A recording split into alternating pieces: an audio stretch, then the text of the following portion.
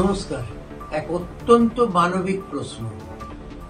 IISCO sell hospital এবং Asansol railway divisional hospital এক অত্যন্ত অমানবিক অস্বাস্থ্যকর চিত্র উঠে আসছে মানুষের সামনে।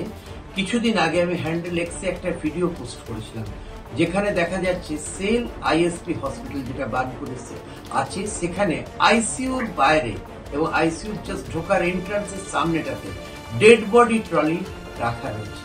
এই বিষয়ে আমার প্রশ্ন ছিল এবং আজও আছে, যারা আইসিইউতে ভর্তি হচ্ছে তাদের পরিবারের লোকজন কি অবস্থার মধ্যে দিয়ে পেরোবে।